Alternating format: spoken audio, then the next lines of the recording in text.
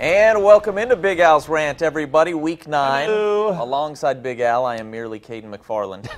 This man is dedicated to this show, people. I don't know if we're going to go through the entire itinerary, but where were you yesterday? Tell the people just quickly what you did yesterday. Well, yesterday I was in Tulsa, Oklahoma until 6, got on a flight. 6 a.m. 6 Got on a a.m. flight. Yes, and then did the family thing in Los Angeles. And Soccer game? Kids soccer game? Went to the Breeders' Cup at Breeders' Santa Cup. Anita, and then did the UCLA-Arizona State game last night. How about that? And now he's here to rant. And the only reason that I'm not asleep right now is because of the 1 hour change we got, because I don't sleep well on planes. Well, welcome everybody to the rant. We have a lot to rant about. We do. The Dallas Cowboys all of a sudden on a 2-game losing streak with broken bones, or at least fractured bones, in Tony Romo's back. So what does this mean? Does this mean Tony Romo's going to be out for a while? He has to get on a cross the Atlantic flight to England to play Jacksonville. I'll tell you what this means. Even for OSU Cowboy fans who are also Dallas Cowboy fans, they're saying, get well soon, Tony Romo. Get well very soon. It was a rough first start as a Dallas Cowboy for Brandon Weeden. The one thing that surprised me a little bit about Brandon Weeden in this game, and I did see much of this game in the airports, he did not look prepared. Yeah. He did not look like he was on the same page, and he has been practicing with the first team for 2 weeks now. But I saw him misread some pass patterns, like that one, that interception right there, but also, and Des Bryant doing a little finger pointing, starting to get a little upset. That doesn't help matters either. And then, again, the running game was held in check by this That's where it started, I think. very underrated Arizona Cardinals team. They're good. Best record in the NFC. 7-1. And really good against the run. They came out dead set on stopping the run, and for the most part they did, and that made Brandon's life a lot harder. There weren't a whole lot of easy throw and catch. It was not a great day for Brandon, and that interception was really bad. This isn't the beginning of the end for the Cowboys, though. No, they play Jacksonville next week. No, today to me is really about Brandon, and I've said this now several times.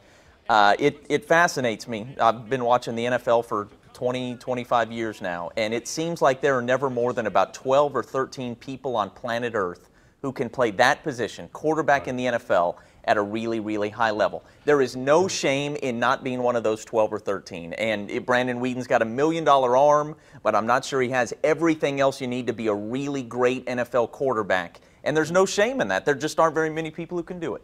The thing that would bother me a little bit, though, about Brandon Weeden is, like I said at the start, he did not look totally prepared for this game. And I think that's what separates him. I'm talking about game plan and playbook stuff. Sure. I don't think he knows exactly what he's seeing. Right. I thought he should have had better presence with his receivers today. Yeah. Next week in London is going to be a big one for Dallas. It will be with Jacksonville, and they'll win that game. But I think, if jinx, I see what you're doing.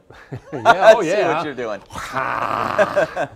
All right, what's next? OSU or OU's? I think we're talking OU. OSU would have been a pretty good transition with Weeden, but I believe we've got OU next up. Of course, went to Ames, Iowa yesterday. 510 yards rushing, like it's 1971 or something. You know how much speculation there's been on my radio show about Mangino coming back to OU's staff next year? Oh, next year? Next year. Interesting. It feels like we've been talking about that for how many years now? Ever since he thought he had the job last year. Didn't happen. So coming back in what David capacity? Bart, like Heupel's gone? Offensive line coach. Okay. You think he comes for offensive line coach? I think he wants out of Iowa State. Well, I kind of know that. All right, let's talk about these Sooners. 510 yards rushing. I cannot figure out what in the heck went on down there in Fort Worth and Dallas last month, because to me, if you let Trevor Knight run, they stopped in the second half against TCU, and then he didn't run at all against Texas. If you let him run, this offense looks completely different, and I don't want to say they're unstoppable, but they are awfully difficult to stop. I think the Sooners would be 8-0 if they had let Trevor Knight just go. If this had been a wide-open offense, if they were committed to it from game one, this is what we're doing. I don't think they lose a game. I have a one-word answer for that.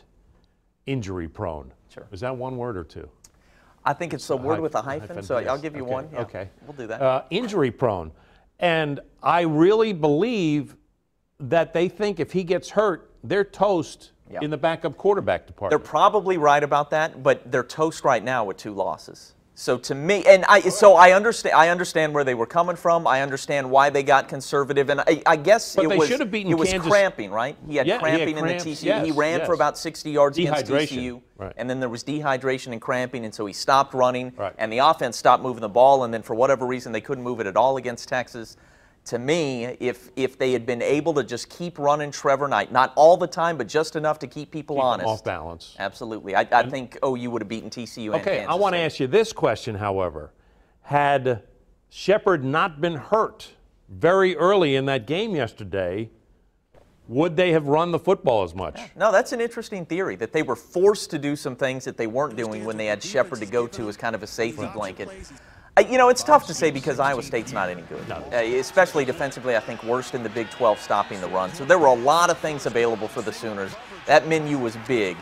But you got to like what you saw from everybody else when Sterling Shepard went down. They need him back, but you like seeing some guys step up. Well, that's the second week in a row we've seen that scene. Yeah. Shepard going off. Yep.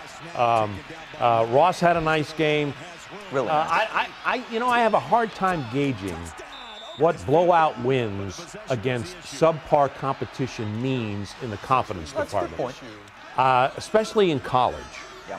Because you expect so much. Sure. And I think OU fans are going to expect a lot now and expect to see Trevor Knight gain over 100 yards every game for the rest of the season. And then everybody's going to suggest, as you did, that it's a little too late for that. Yeah. Well, it's a catch-22, really. I think that's a great transition because nobody blows out an opponent like Baylor does. Right. And they're coming to Norman next week. And we've seen this year. 11 a.m. start, by the way. 11 a.m. 11 a.m. for a top 20 matchup. Baylor blows a ton of their opponents off the field, but then they went up to Morgantown and really got it taken to them. Mm-hmm. Did you see Bryce Petty after the game? I doubt you did. Every question he was asked in the postgame, Baylor's quarterback Bryce Petty, all he said was, "OU's next." Right? It's something along those lines. Like they asked him about it. How'd you play in the second half? OU's next. OU's next. Games. So he was saying he's focused, and I mean Baylor won this game. The Sooners are the guys who should have revenge on their minds. They've got 2 losses. Hey, this is a big one. To me, it is a big game, but these 2 teams, their resume, because of their resumes, you can't say that they're the 2 best teams in the Big 12. But at the beginning of the year, we thought they were the best teams in the Big 12, and I still think they're the most talented teams in the Big 12. So 2 heavyweights in not an elimination game with regard to the Final Four, because maybe neither team is in that conversation right now. But with regard to having a really, really nice season that can end up in, I guess, whatever we call BCS Bowls now, whatever the cotton and all those things are. This is going to be a big one. Big one. All right, we need to take a break. When we come back, we're going to talk about OSU's dilemma in becoming bowl eligible, because those 15 practices mean a lot for this young team. And also, our latest 4 teams in the playoffs. I know you can't wait for that. Not wait. We will be Very right back. close last week. Yes.